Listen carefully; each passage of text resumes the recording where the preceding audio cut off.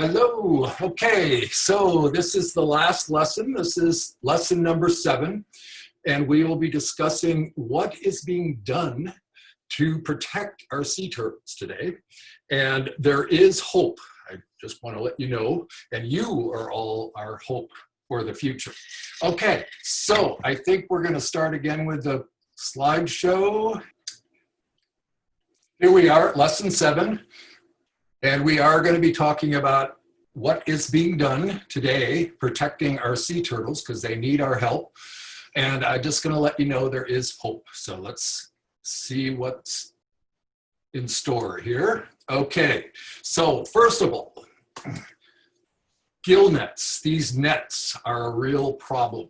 And turtles are getting caught in it as bycatch. They're going after a fish, maybe salmon, and they're catching all these other, for every one salmon, they're catching 10 other species. Sharks, rays, seabirds are getting caught in these nets, and turtles, and they call it bycatch.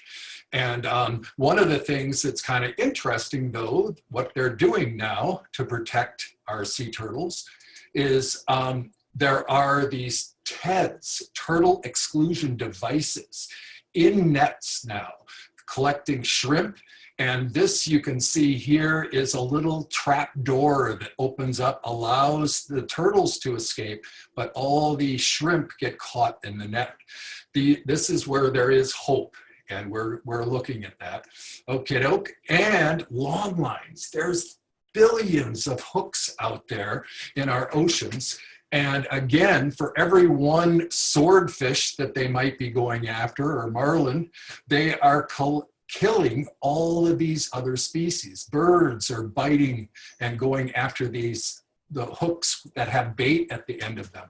Our leatherback sea turtles are mistaking, them as there's food attached to those hooks, but that's a real problem. And this is a poor turtle you can see here that was actually rescued at a veterinarian office. And you can see from the x-ray the hook that they use.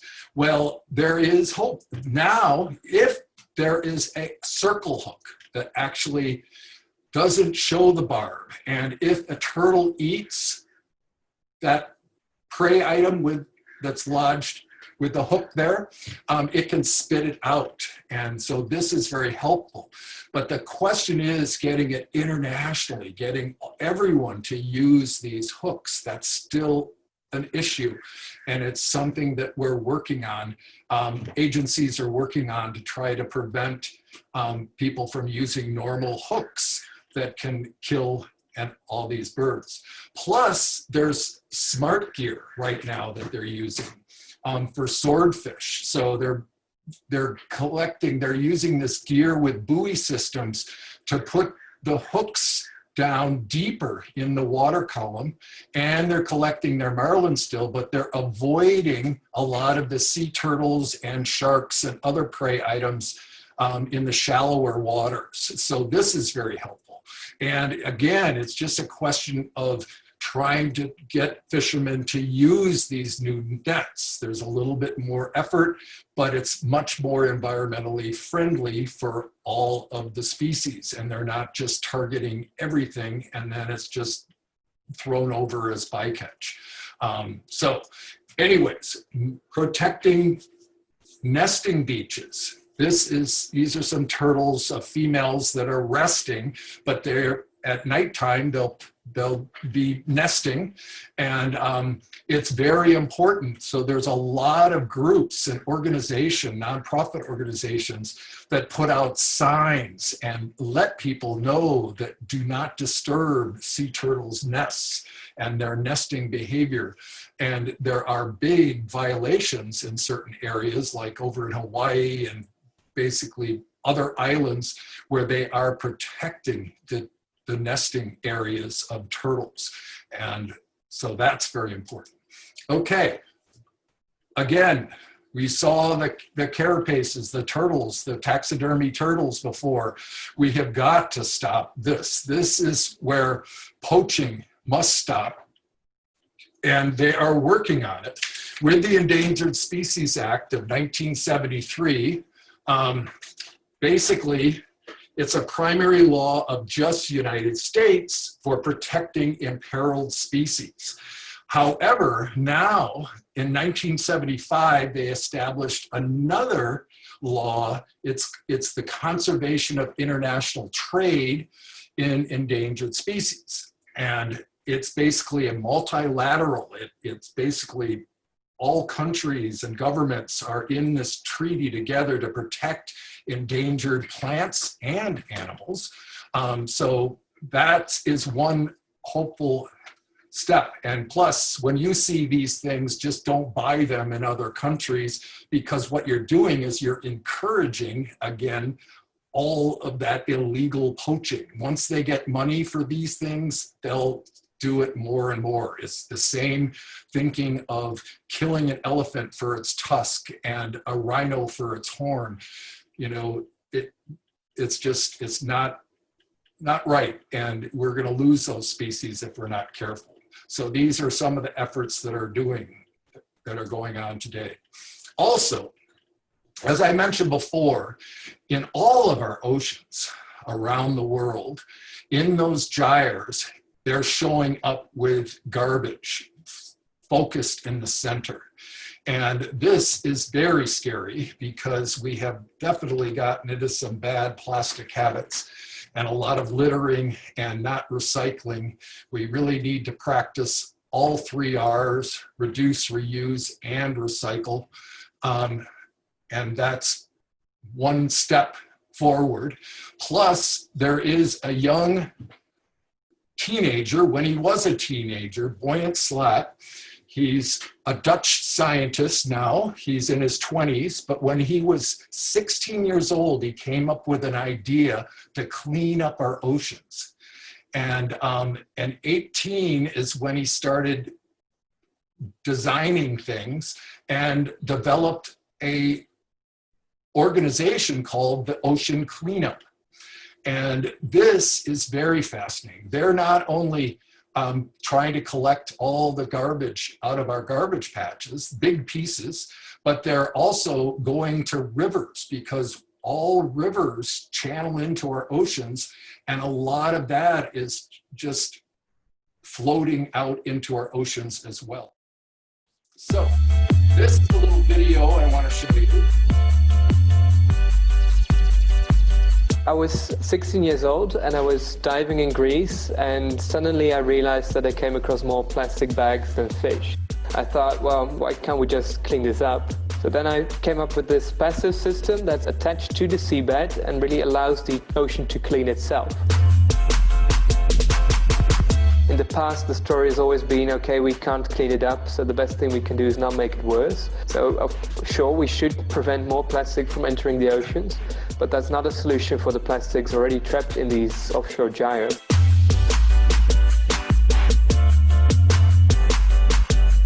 There are 5 areas in which the plastic in the ocean concentrates. They are called gyres, and the current there rotates. Because it's positioned in an angle, in a V shape, the plastic gets pushed towards the center, becoming 100,000 times more concentrated. Most of the plastic right now is in the big stuff, so hasn't yet fragmented down to those microplastics, which means it's actually easier to clean up than we thought it would be, and we can still clean it up before it turns into these very dangerous microplastics. And now we've been able to show that with one system, in 10 years' time, we can clean up half the Great Pacific Garbage Patch. Pretty cool. And so this is you as teenagers. You are all of our hope. And I have another video I want to just show you real quick of micro and nanoplastics, and it will explain to you what these are, and that's something we need help with as well.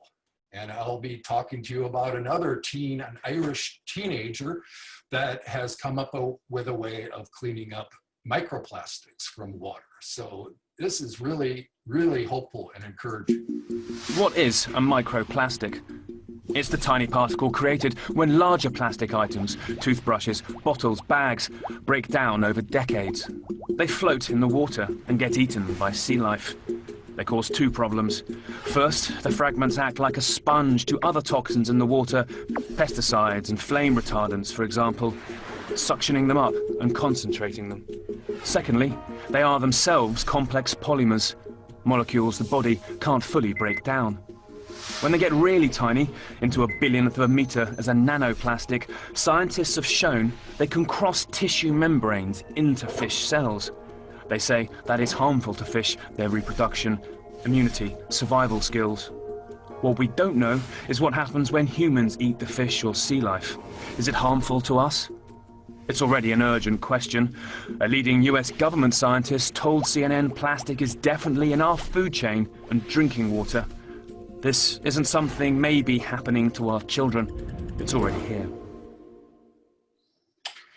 So, another discouraging thing, but this is what microplastics looks like on the beach. And right now they have discovered that if a post-hatchling sea turtle typically can die from over 14 of these pellets. And again, the microplastic, they're like little sponges out there.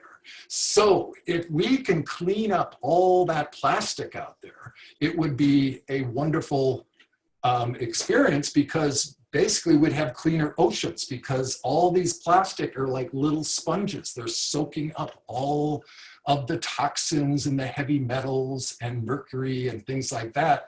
And we'll even have cleaner oceans. But this is what's going on with our post-hatchlings, is microplastic. This poor turtle, just that amount of plastic, it's basically all the poisons, they're sponges that are killing our poor turtles. And we certainly don't want humans to be eating fish that are made of plastic, and that might be happening someday. But I have a little research program for you guys. A project is you're going to do a search online and look for the Irish boy, and actually it's called him an Irish scientist. He's a teenager, and he has come up with a way of removing microplastics from water using magnetite, a magnetic solution. And it's very small scale. Again, we need help, and all of you engineers, scientists, environmental lawyers to start thinking big on how we can really clean up this mess. But there is really hope, and you should check out that video, look for it.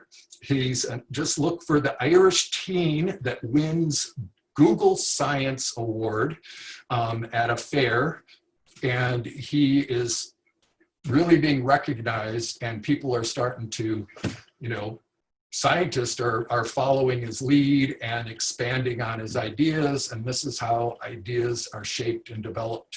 So please never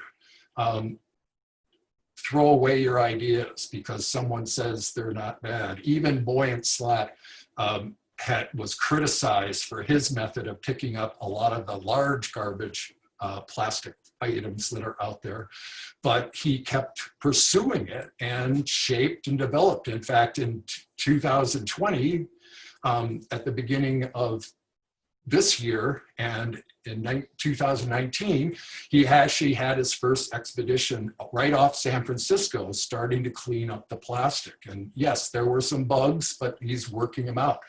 And so this is very hopeful and very positive. And so what can we do to help save turtles? One of the things is, please do not litter. We all know littering is bad, but are people littering out there? I think so. And those drains on our streets, which are called storm drains, and they're called storm drains because they're just made for rainwater, but you can see in this picture all this other stuff going down the drain. Where's all that gonna go when it goes down the drain? Yes, right to the ocean. And that is a real problem. So we really need to educate everyone, the public, on this. And this is where you guys can help too, is remind us older folks that forget things, that yes, it's not out of sight, out of mind just to throw it down a storm drain. We've got to start thinking about what we do, because the consequences of all that getting down into our storm drains and out in the ocean can impact critters that live out there. Also, no more plastic bags. So that is a good thing. So please, we've got to stop using these. Even though with our pandemic right now, it's safe to use plastic bags, but hold on to them and reuse them, recycle them. But before we had the pandemic, I was using all my canvas bags, but now we cannot use those because of this very scary situation that we're in now, and hopefully we'll get out of it. So balloon alert, okay. And what I have to say about balloons, we like shiny things like cars, jewelry, and a lot of people are attracted. These balloons are metallic. They call them the mylar balloon. We also have problems with just regular balloons too, getting in the ocean. You already saw what one balloon can do to a poor leatherback sea turtle, clog its digestive tract. So these are replaced our birthday cards now. So we have to start rethinking. So there's actually a fourth R to all this too: reduce, reuse, recycle, and rethink what we're doing and what we're using, because these are not healthy for the ocean. And also, these aren't even recyclable. Like the lightweight plastic bags, they just float off into the wind. And where do they end up? They end up in the ocean. And when I go out doing research in the Bay, I'm always going after plastic and picking it up. And a lot of my friends that run whale watching trips are going out there and collecting plastic. And the whale watching crew, the tourists that are on the boats, really enjoy that because they realize that they're helping. So please do not use balloons for celebrations, or if you have to use them, don't release them outside, because once a balloon is released from your house, we live so close to the ocean, it's going to get into the ocean. All right, and how many of you help with beach cleanups? This is very helpful. I usually help after 4th of July because it seems like everyone forgets about littering and plastic pollution. And what ends up happening is I clean up a lot, but there are a lot of organizations out there, nonprofits, that are actually helping and cleaning up beaches that you can get involved with too, and learn a lot about our marine life that way as well. Plus, you'll feel really good about saving. You can see a lot of students here using big garbage bags, and sometimes you just come away with lots of garbage. So what does this symbol stand for? It stands, everyone says recycle, but now we have to think of reduce, reuse, and recycle. So that's the signs or dance that we usually do in classrooms. It's kind of fun, but we can also rethink. So I want you to kind of rethink those balloons. And another thing that you can do is you can get involved with Save the Whales and be a balloon alert ambassador. And Save the Whales believe that our future of the planet needs to be empowered by you guys, so you know that actions can promote change. And this is very helpful. And you can go to the web address here and visit online and see how you can get involved. This is a student in Monterey that is going around educating public about the serious problems with balloons.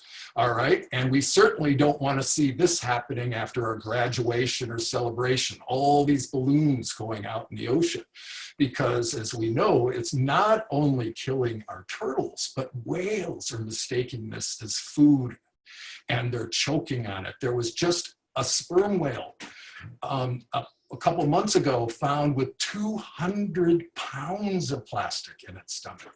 So this is a real serious problem, but we have to start rethinking about some of our bad plastic habits. And I know habits are hard to break, but please just don't release them out into the sky. Keep them down, or find alternatives to do other celebrations with banners, kites, something else. Is a much better situation. Okay, so each year from all those balloons, thousands of animals and seabirds die from plastic ingestion. And this is very bad plastic habits. So there is hope.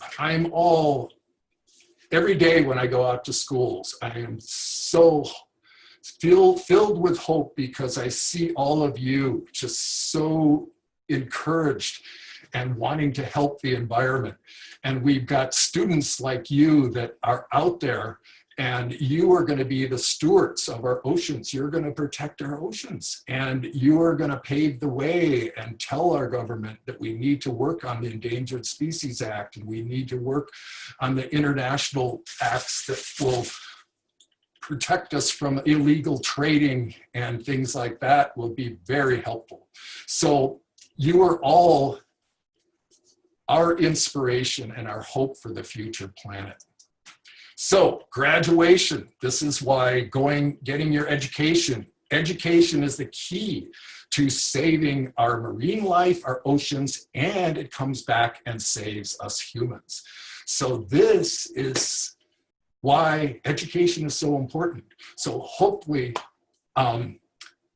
you will graduate from high school, go on to college, and pursue whatever desire or what inspires you in life to pursue. Okay, so this is the wrap up here. So we want to protect our dinosaurs in the ocean. The leatherback sea turtle needs our help. It's critically endangered in our Pacific Ocean. And also, reminder, it is our state marine reptile of California. And we did that to acknowledge that they need our help. They're endangered. And so let's all work together. Let's save the sea turtles. They need our help. And this is the wrap up. So I think that's it. And credits go to the various people that have helped out with this program. But one of the things we hopefully will do is we'll have some more programs soon, and about marine mammals, sea otters, and we'll have to do this online until we can get back into your schools. And that would be really fun. And I'm sure all of you are very anxious to get back into your schools as well. So thank you very much for being patient. This is the first time I've been doing something like this. And I really appreciate you listening. And I hope you enjoyed the program. And I hope it wasn't, I hope I encouraged you, inspired you to want to protect our oceans.